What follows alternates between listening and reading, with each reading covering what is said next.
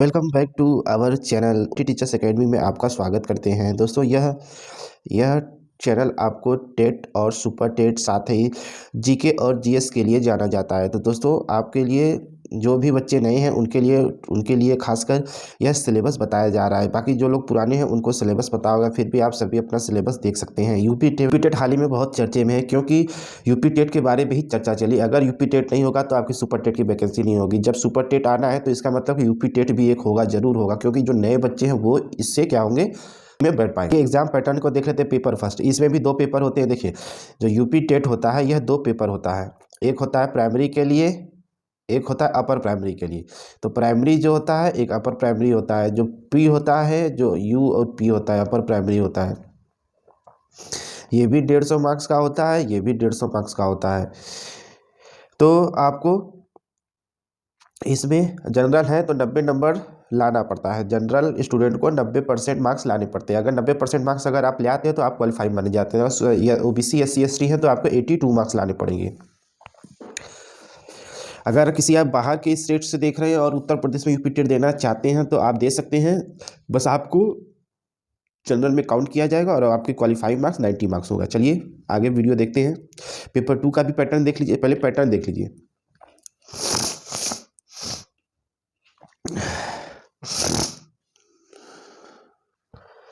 तो चलिए दोस्तों, पेपर फर्स्ट के पैटर्न को देख लेते हैं। इसमें कौन कौन से विषय आपको पढ़ने पड़ेंगे। जो बच्चे नए हैं उनके लिए ये वीडियो बहुत ही मस्ट है, बाकी सभी लोग देख सकते हैं।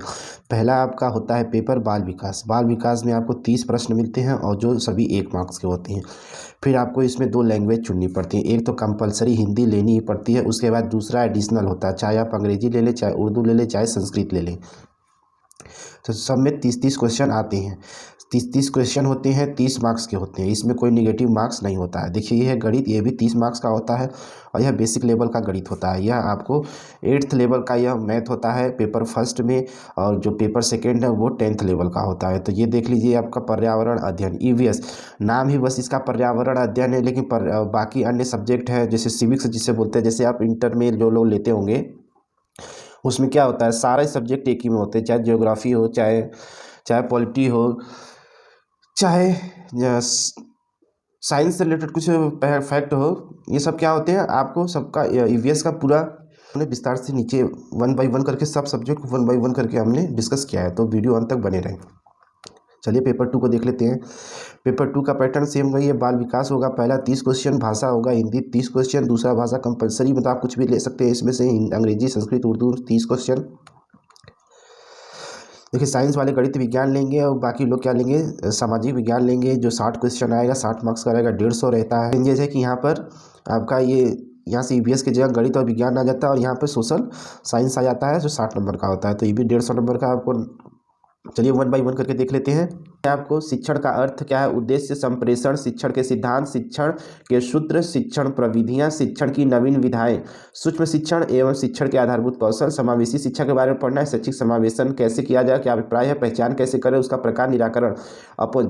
इसमें अपवंचित वर्ग, भाषा, धर्म, जाति, क्षेत्र, लिंग, शारीरिक दक्षता है। ये इस प्रकार से इनको क्या करना है, हमको इन टॉपिक को पढ़ना है। समावेशन के लिए क्या करना चाहिए, किस प्रकार के TLM का प्रयोग करना चाहिए, उपकरण, सामग्री, विधियां, TLM एवं अभिवृत्तियां। समावेशी बच्चों के लिए अधिगम, समावेशी बच्चों के लिए विशेष शिक्षण की व्यवस्था, समावेशी बच्चों के लिए निर्देशन किस प्रकार से हो, कौन कौन सी हमें संस्थाएं पढ़नी होती हैं। देखिए, ये पूरा आपके DLED का सिलेबस है। अगर आप DLED अच्छे से पढ़े हुए हैं तो आपको एक्स्ट्रा कुछ पढ़ने की आवश्यकता नहीं। पूरा डिट्टो कॉपी है DLED का। अधिगम और अध्यापन क्या होता है। अधिगम बालक किस प्रकार सोचते हैं और सीखते हैं। बालक विद्यालय प्रदर्शन में सफलता प्राप्त करने में कैसे और क्यों असफल होते हैं। अधिगम अध्यापन की बुनियादी प्रक्रियाएं, बालकों की अधिगम कार्य नीतियाँ, सामाजिक क्रियाकलाप के रूप में अधिगम के सामाजिक संदर्भ, एक समस्या समाधान करता और एक वैज्ञानिक अन्वेषक के रूप में बालक को बताया गया। इसको आपको स्टडी करना है। बालकों में अधिगम के वैकल्पिक संकल्पात्मक अधिगम प्रक्रिया में प्रमुख चरणों के बारे में बालकों की त्रुटियों को समझना। बोध एवं संवेदनाएं, प्रेरणा एवं अधिगम में निजी और पर्यावरण का योगदान क्या है। तो इसमें आपको क्या करना है, इसको पढ़ना है। ये था आपका चाइल्ड डेवलपमेंट एंड पेडागोजी का पार्ट था ये। उसके बाद आपका जो पहला लैंग्वेज होता है हिंदी, उसके बारे में हम यहाँ पर डिस्कस करेंगे। अगर आप हिंदी लैंड से हैं तो आपका पहला लैंग्वेज हिंदी होगा। अगर आप अंग्रेजी से हैं तो आपका पहला लैंग्वेज अंग्रेजी होगा।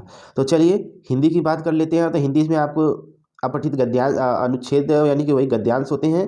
हिंदी वर्णमाला स्वर व्यंजन होते हैं। वर्णों के मेल के मात्रिक और अमात्रिक शब्दों की पहचान करनी होती है। वाक्य की रचना कैसे होती है? हिंदी के सभी ध्वनियों के परस्पर अंतर, उनकी जानकारी विशेष रूप से देखिए स ब व इस सबको क्या करना है? ध्वनियों को पढ़ना है आपको, उनका प्रयोग देखना है, संयुक्त अक्षर पढ़ना है, सभी प्रकार की मात्राएं पढ़नी है।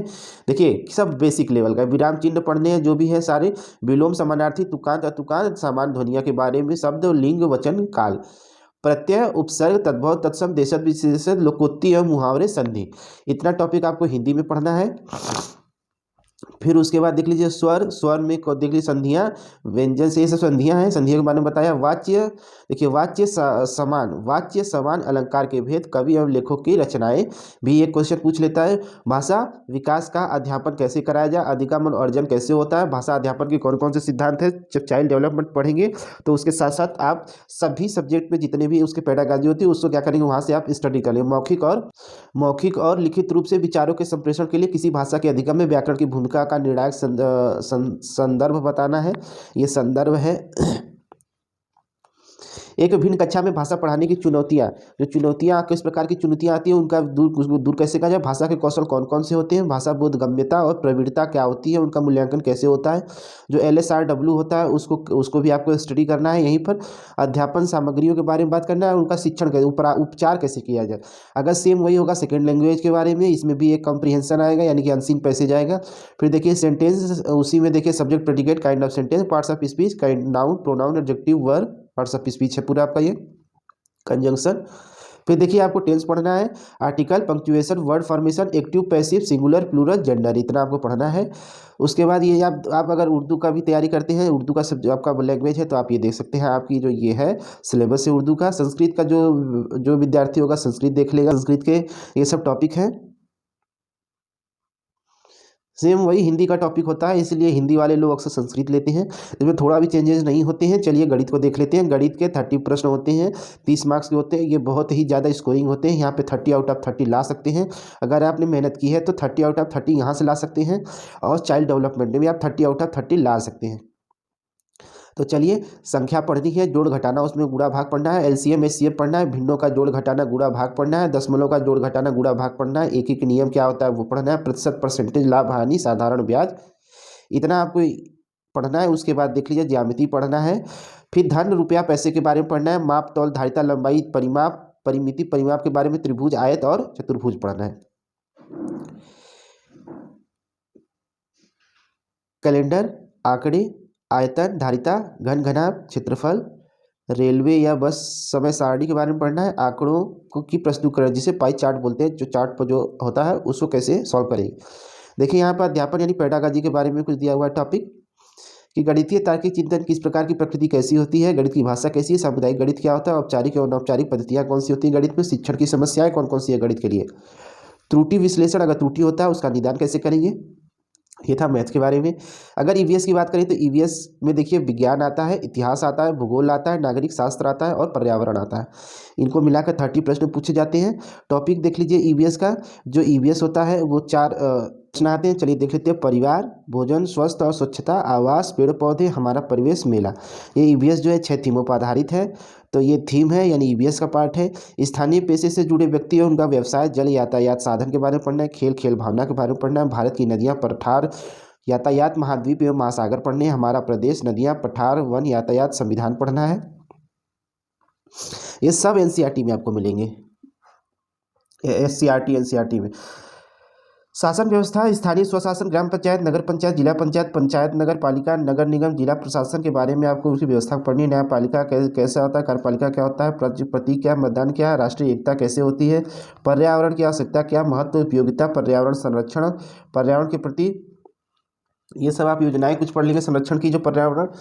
इन सभी की टॉपिक वाइज आपको क्लासेस इसी चैनल YT टीचर्स एकेडमी, इस चैनल को आपको करना क्या है, बस सब्सक्राइब कर लेना है और उसके बाद बेल नोटिफिकेशन भी ऑन कर देना है। बहुत जल्द ही आपकी UP टेट की भी क्लास शुरू की जाएगी। UP टेट जो है बहुत जल्द से जल्द, जैसे ही उत्तर प्रदेश में बजट पास हो जाता है उसके बाद नए चयन आयोग के बारे में बजट निकाला जाएगा, साथ ही एक विधेयक भी पास करना है। अगर यह दोनों काम हो जाते हैं जल्द तो आपका मार्च अप्रैल तक तो मान के चलिए कि UP टेट के बारे में कुछ ना कुछ आपको बढ़िया न्यूज आ जाएगी। अगर यह आपका अप्रैल मई तक यह UP टेट हो जाता है तो आप मान के चलिए कि अगस्त सितंबर तक आपका क्या हो जाएगा, सुपर टेट का भी नोटिफिकेशन आने का उम्मीद हो सकता है। लेकिन यह सब सरकार के ऊपर डिपेंड करता है कि सरकार कितना एक्टिव है इसलिए। और यह जो मुद्दा चल रहा है कोर्ट वाला, वो भी मुद्दा उसका भी सरकार इंतजार कर रही है। चलिए इसके पेडागॉजी देख लेते हैं। पर्यावरणीय अध्ययन की अवधारणा, पर्यावरणीय अध्ययन का महत्व, एकीकृत पर्यावरणीय अध्ययन, पर्यावरणीय अध्ययन में पर्यावरणीय शिक्षा, अधिगम के सिद्धांत क्या है, पर्यावरण विज्ञान और सामाजिक विज्ञान की व्याप्ति के संबंध क्या है, अवधारणा प्रस्तुत करने का दृष्टिकोण, क्रियाकलाप, प्रयोग, चर्चा, सतत व्यापक मूल्यांकन, शिक्षण सामग्री, उपकरण और समस्याएं। तो दोस्तों ये था आपका संपूर्ण सिलेबस, जिसको मैंने बहुत विस्तार से एक एक पॉइंट खोलकर मैंने बताया है। और इससे ज़्यादा आपको अब तक के जो पैटर्न थे इससे ज़्यादा आपको नहीं पढ़ने हैं। अगर ये कर लेते हैं तो गारंटी है आप 130+ मार्क्स ले आएंगे।